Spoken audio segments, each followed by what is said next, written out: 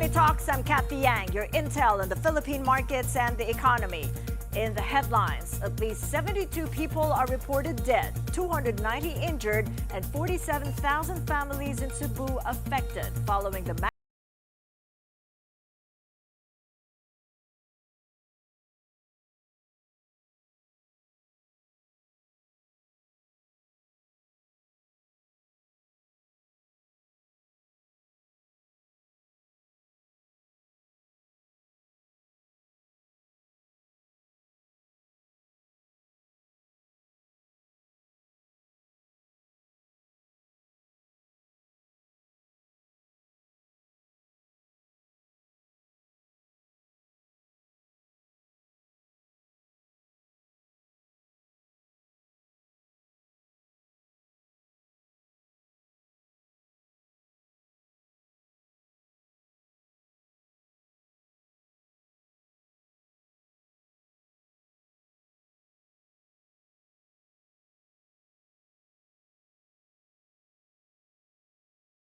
earthquake that rocked Cebu Tuesday night has already left a trail of destruction in its wake. We get an update straight from the quake's epicenter, live from Bogo City, Cebu, mobile journalist Arles De Los Santos. Kamusta ka na dyan, Arles? Cathy, after a magnitude 6.9 earthquake that hit Bogo City, Cebu, the provincial government has now declared a state of calamity. Latest data show that 47,000 individuals have been directly affected by the disaster, with more than 20,000 families now displaced, with 72 casualties accounted. Some families now homeless, some children sleeping covered by plastic bags, with majority of residents having no electricity. There's also a 2 billion pesos amount in damages as per DPWH. According to FIVOX, this is the strongest earthquake to ever hit the province, with its epicenter found in Bogo City, a highly urbanized community in Cebu with a little density in its population. The agency also added that the area is seismically active with multiple fault systems, including the Bogo Fault, the Anbantayan Lineament, and Cebu Fault System. But the earthquake has a tectonic origin and not caused by any volcanoes in the province. Meanwhile, the Department of Trade and Industry, or DTI, and the Department of Energy have enforced separate 60-day price freeze on basic goods and petroleum products in Cebu, and after the provincial board declared the state of calamity. Cathy. Arles, kamusta yung relief and rescue operations dyan? Nagpapatuloy ba o sagabal pa rin dahil may mga infrastructure ngang na-damage at medyo mahirap-hirap na makarating dyan sa Bogo?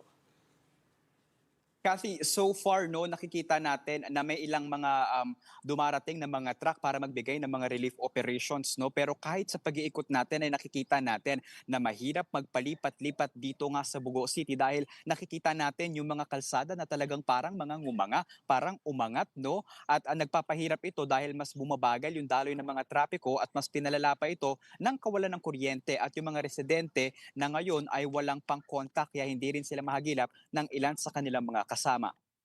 Okay, salamat na marami, Arles, at ingat kayo riyan along with the team. Keep safe. Mobile journalist Arles De Los Santos. Now, over 70 people are reported dead after the powerful earthquake struck Cebu. The latest report from the NDRRMC lists 72 fatalities and 294 injuries. It also shows nearly 600 homes and 90 infrastructures were damaged. Overall, about 47,000 families across Cebu have been affected. The province was placed under a state of calamity on Wednesday as the death toll continues to climb. Meantime, power transmission at the Visayas grid has largely stabilized. Only one plant remains on forced outage, and 3 transmission lines are still undergoing repairs. And to ease the quake's economic impact, the Energy Department has implemented a price freeze on cooking gas and kerosene in the province. The agency says this measure ensures continued fuel availability and protects households from undue financial burden. Retailers and distributors who fail to comply will face penalties. In other news, the International Monetary Fund has downgraded its growth forecast for the Philippines, joining other multilateral lenders in tempering expectations for the economy. The Washington-based institution said it now sees the Philippine economy growing 5.4% this year. This is slightly below its earlier estimate of 5.5%. For 2026, growth is forecast at 5.7%, also down from its earlier estimate of 5.9%. Both figures fall short of the government's targets of 5.5% and 6% for 2 years. The IMF said the revision reflects weaker than forecast first half performance and external pressures, including higher U.S. tariffs and exports, which stressed could dampen trade and investment prospects. The Asian Development Bank has also trimmed its GDP outlook for the Philippines next year, but kept its projections steady this year. In its latest Asian Development Outlook, the multilateral lender cut its growth forecast for 2026 from 5.8% to 5.7%. Forecast for 2025, however, remains intact at 5.6%, still within the government's target of between 5.5% and 6.5%. The ADB said the outlook does not factor in yet the fallout over corruption in infrastructure projects. Recall that the government slashed over 250 billion pesos from the DPWH originally allocated for flood works. Despite this, the ADB said that the Philippines remains, quote, a bright spot in Southeast Asia, being the second fastest growing economy in the region after Vietnam.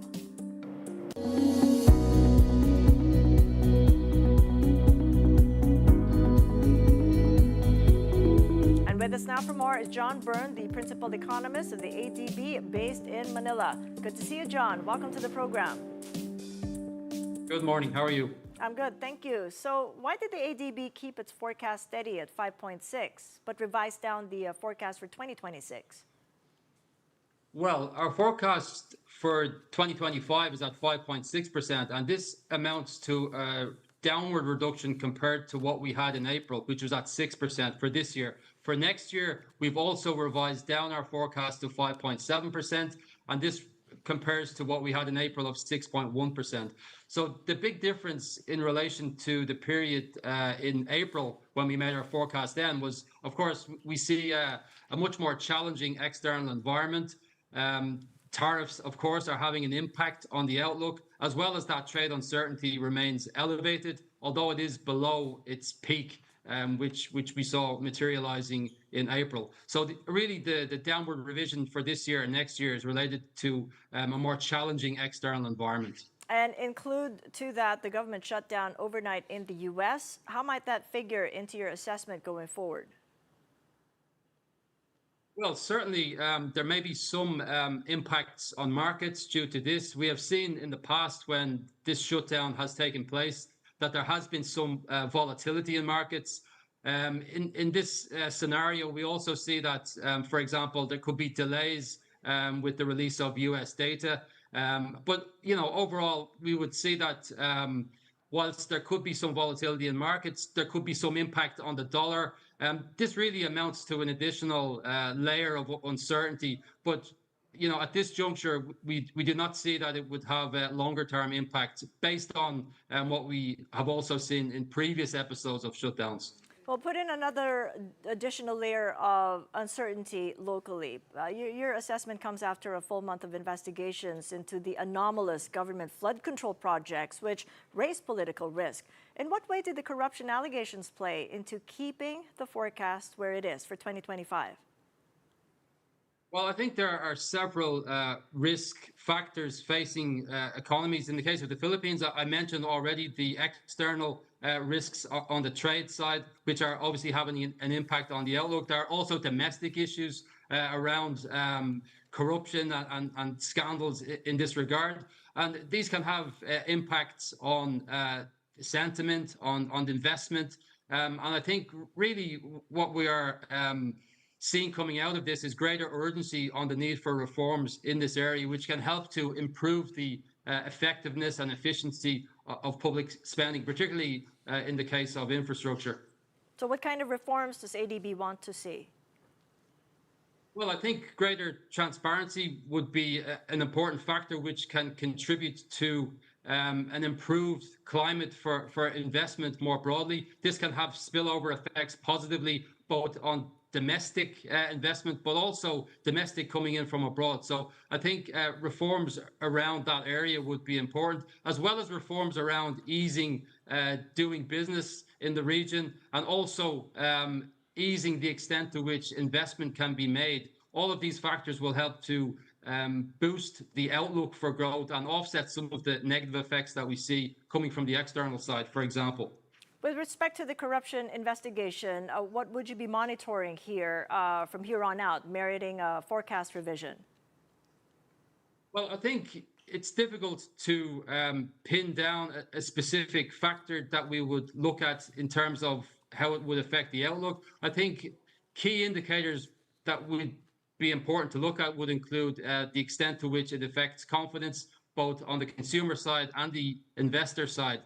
So this can, of course, affect what would happen with regard to domestic demand going forward. But I think it's something that we need to monitor closely in the near term. What about concerns of multilateral lenders and the loans and where they're actually going when they lend to the Philippines? Is that a big concern? How does that pile up in the list of concerns about the Philippines? Well, as I mentioned earlier, an important factor will be to enhance the area of transparency, and this can help to allay some of those concerns. All right, the ADB's updated forecast come just 24 hours before the huge temblor in Cebu. And as we know, Cebu is a key manufacturing hub. So what impact do you think the quake's damages and disruption may have on your full forecast for this year? Yeah, clearly this was a terrible event. And I think at this point, we are still trying to understand the scale of the damage. After we would take that into consideration, we will look at how it could impact upon how we see growth going forward. And what appears now to be the bigger risk for this year's full-year GDP forecast, having discussed both external and internal? Is it what goes on in the U.S., or is it internal challenges on trust and perceptions of a lack of accountability? Well, I think the main risks that we look at on the macro side are coming from what we see materializing on trade and the risks that the trade tariffs can have on the economy. So there are still uncertainties around what types of tariffs could be introduced. For example, there has been talk on sector-specific tariffs on semiconductors, for example, which would have an impact on the economy.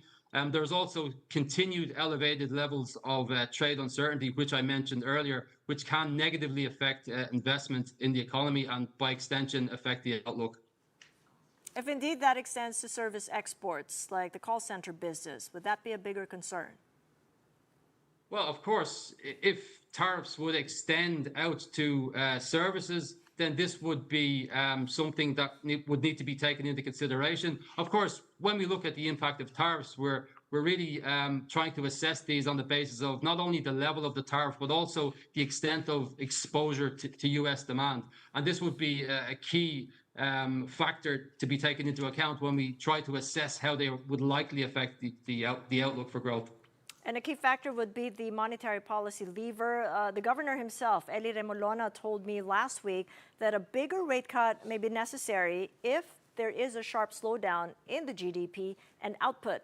We've seen the PMI for September, and it's fallen below 50, signaling contraction. Do you think these are fair metrics to warrant 50 basis points of cuts? Well, I think should it be necessary, then I think the important factor is that inflation is very low in the case of the Philippines. It's way below target, and this provides additional space for monetary policy easing.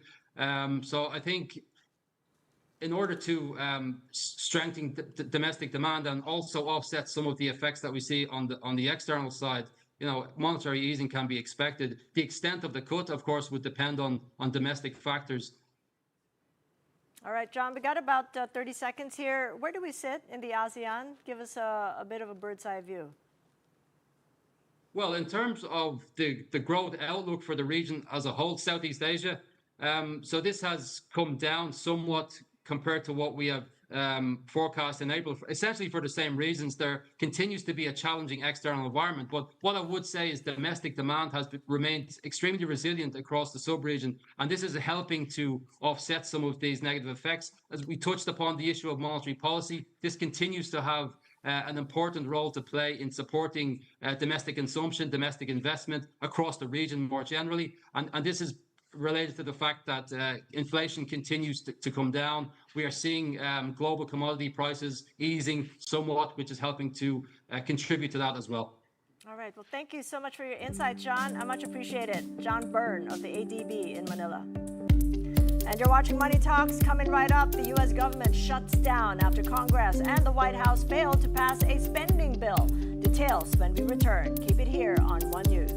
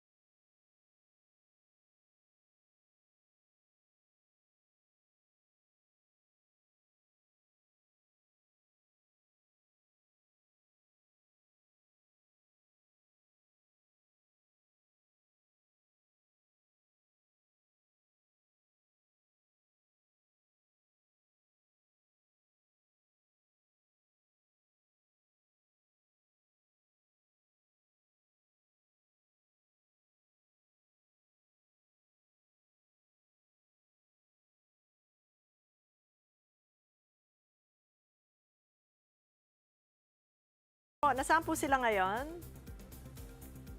Cathy, nasa Manila po. Got that.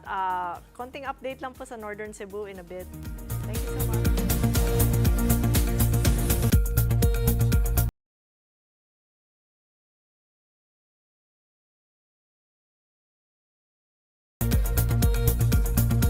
Welcome back to Money Talks. I'm Cathy Yang. President Bongbong Marcos is set to visit Cebu today after the magnitude 6.9 earthquake in the province. The president earlier said he is with the Cebuanos in mourning their loved ones killed in the quake and is praying for the safety of the affected families. He also assured the people in rebuilding damaged communities caused by the disaster. We are still assessing the damage there, but the earthquake was very strong. Pagka yung mga ganyang klaseng numbers, that's a very, very big number already. So we're assessing the damage, we're assessing the needs na pangangailangan. Meanwhile, Vice President Sara Duterte encouraged affected families in the Visayas to stay strong and continue moving forward in spite of the overwhelming pain. They may be an exemplar, she said, on the strength, kindness, and courage for all people mourning. We are fervently praying for your safety in Cebu and other parts of the Visayas. We ask God to grant comfort to those who have lost loved ones and to provide relief and strength for those holding their families together. May you find strength in one another, and may the legendary Visayan warmth and resilience shine through amidst this deep sorrow. The government's relief operations are now in full swing following the magnitude 6.9 earthquake in Cebu. Let's now get the latest from Social Welfare Department Assistant Secretary Irene Dumlao. Good to have you with us, ASEC Irene. Magandang umaga po. Hi, Cathy. Good morning. Yes, Magandang umaga, Cathy. Yes. Ano po ang latest natin sa relief operations in Northern Cebu? Well, Ms. Cathy, we're currently working on the additional interventions for those who have been affected by the earthquake in Cebu. And ito, Cathy, this is part of the deep commitment of the President to ensure that no Filipino family goes hungry amid the disaster. In fact, DSWD Secretary Rex Gatchalian flew into Cebu yesterday afternoon after they visited Masbate. And he stayed last night in Cebu, and this morning he will be joining the President dun sa pag-ikot naman sa Bago City. So far, DSWD has released already more than 6,800 family food packs, and we have also distributed 2,000 ready-to-eat food boxes.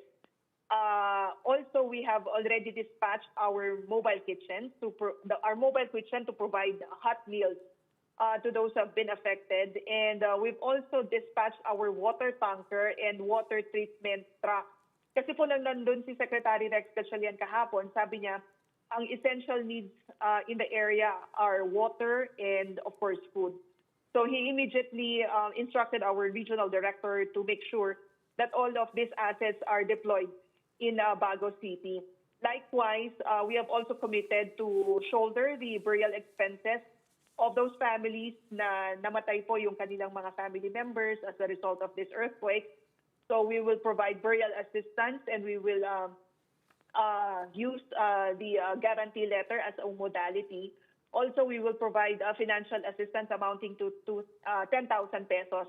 But more than that, Cathy, we're also providing psychosocial mental health services or incident stress debriefing to those who have been affected to ensure that they are cautioned from the effects of this sudden crisis. And also, we are making interventions po na na-mention ninyo at sa relief and response operations, ano po yung pinakamalaking challenge? Because we just spoke earlier, just moments ago, with mobile journalist Arles de Los Santos, at sabi nga niya, bitak-bitak yung kalsada, no? Medyo challenge na magpunta dyan sa Northern Cebu. Wala, actually, Cathy, kahapon nagpunta naman po yung ating regional director at ang ating undersecretary for disaster response management group, and so far did they not encounter any challenges doon sa pagpunta sa lugar at pagdala nga ng mga goods. In fact, yung pong ating mga naka-preposition nga ng mga family food packs were immediately distributed. And we have our Visayas Disaster Resource Center dyan po sa Mandaue City. That's like 2 to 3 hours away from Bago City. And madali naman po nakarating yung mga trucks natin ferrying those goods. Again, so far there are no major challenges na na-encounter po natin. And we are very grateful to the Office of the Civil Defense because they support us in terms of logistics. Kaya nakakapag-pahatid din kami ng agad na tulong doon sa mga remote areas. Doon po sa coordination ASEC, how are you now coordinating with the local government units and in consonance with the humanitarian organizations and international partners? Because may mga pangangailangan pong mga earth-moving trucks para po doon sa mga nangangailangang i-extract sa rubble. Yes. Actually, we have a strong coordination with our local chief executives, with the local government units. Yung pong ating regional director sa Region 7 ay kahapon pa po, the other day pa po, nakipag-usap na doon sa mga local officials so that we could assess the extent of the damage of the earthquake and determine the necessary assistance na pwede pong ipahatid nga ng DSWD as part of our ongoing disaster response operations. And gayon din po ang DSWD may ongoing partnership. May current partnership tayo with like international development organizations like the World Food Program na tinutulungan po tayo sa pagtransport ng mga goods from our production hubs to areas affected. Kasi hindi lang naman po itong earthquake yung pong ina-assist natin na nag-a-assist tayo, but also dun sa mga areas affected by the previous typhoons. So sila yung mga kasama natin, nagpo-provide nga po ng logistical support. And also, may mga nagpapahatid din po ng mga tulong, like nagvo-volunteer po sila sa ating mga production hubs. And we have the Kaagapay Donations Portal na kung saan dito pumapasok yung ibang donations naman po from other organizations. Meron po kayong latest sa mga number of fatalities and injured so far sa inyong nakalap on ground? Wala. Based on our 6 a.m. monitoring, 53 barangays are affected, 47,200 families or an equivalent of more than 170,000 individuals po yung affected. Yesterday, ang nai-report sa atin ay 55 yung fatalities, but I understand this number has already increased to more than 60. But that's subject to validation po ng ating pong mga kasamahan on the ground. Continuous naman po yung ginagawa na monitoring ng ating pong Field Office 5. And actually, we expect these numbers to increase as other reports are still being generated and will be submitted to the department for consolidation this afternoon. Okay, salamat po ng marami sa tulong na inahatid ng DSWD, our Social Welfare Department Assistant Secretary there, Irene Dumlao, with the latest. Well, the Philippine Red Cross has immediately rolled out relief and welfare services in Cebu following the deadly 6.9 magnitude earthquake. Volunteers have been providing psychological first aid to patients at the Cebu Provincial Hospital, aimed at easing fear and anxiety among survivors struggling with stress and trauma.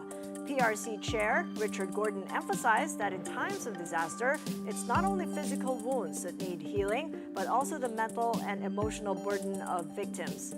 The aid group has also started hot meal distribution at Bugo City Hall, serving about 300 residents as part of its ongoing humanitarian response. This comes after the deployment of a humanitarian caravan to the hardest-hit communities. The Red Cross says relief operations continue across northern Cebu with coordination underway in the municipalities of Daan Bantayan, San Remigio, and Medellin to reach more affected families. As we reel from the earthquake's impact, a new tropical cyclone threatens to hit the Philippine landmass. The center of tropical storm Paolo was last spotted 705 kilometers east of Infanta, Quezon. Paolo is moving west-northwestward and is expected to make landfall over Isabela or northern Aurora tomorrow morning. For now, tropical cyclone wind signal number 1 is in effect for the provinces of the mainland in Cagayan, Isabela, Quirino, Nueva Vizcaya, and the Holy Locos and Cordillera regions. Also under signal number 1, Tarlac, Nueva Ecija, Aurora, and the northern portions of Zambales, Bulacan, Pampanga, Quezon, and Catanduanes.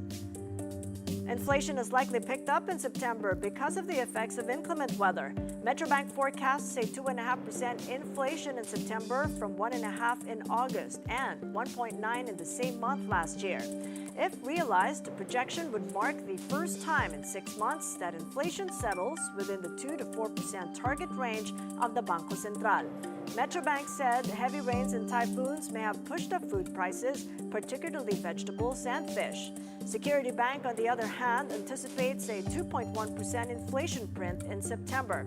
That's also because of inclement weather, as well as rice import ban and higher fuel prices.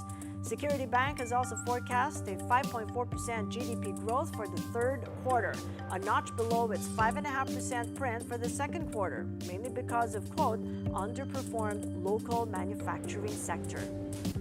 In other news, the U.S. government has officially shut down after Congress and the White House failed to pass a spending bill.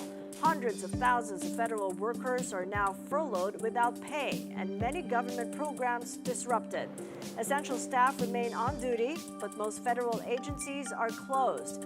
This shutdown differs from previous closures, with U.S. President Donald Trump warning that additional layoffs could follow if lawmakers do not act. It is the first U.S. government shutdown since 2018, which lasted 34 days. The closure will continue until Congress and the White House reach agreement on a new spending deal, with no clear resolution in sight as both sides remain at an impasse. For its part, the U.S. Embassy in the Philippines says its social media updates will be limited to urgent safety notices during the shutdown. It also said passport and visa services at the U.S. embassies and consulates will continue as resources and staffing allow. U.S. stocks closed slightly higher Wednesday, even as the government officially entered a shutdown. The Dow and the S&P both closed at record highs by 0.8 and 0.3% each, respectively, and the Nasdaq climbed by 0.4%. Benchmark 10-year Treasury yields fell to 4.105%, and gold prices hit another record high at $3,867 per troy ounce. As for U.S. futures, they're pointing to slight gains when the markets open later tonight Manila time. The Dow, the S&P both up by less than 0.1%, and the Nasdaq rose by nearly 0.2%. As for the Asian markets, it's all green this Thursday, so you can see all the arrows there are up. Australia's ASX up by nearly 1%, South Korea's Kospi advancing by over 2.5%, and Japan's Nikkei 225 rising by over 0.25%. Let's take a look at our own market, see how we're doing. PSEI opens this Thursday, slightly lower by less than 0.1%, 6,025, holding well above the 6,000 mark. As for the Philippine peso, it opens today slightly stronger, 58.05 to the dollar. Peso closed yesterday a tad weaker at 58.12 against the greenback. And the 10-year government bond yields have posted a downtick at 6.024%. That is it for Money Talks. I am Cathy Yang. Catch us again tomorrow, 9:30 a.m. here on One News. We're also streamed live on YouTube and on our Facebook channels. Have a great day ahead.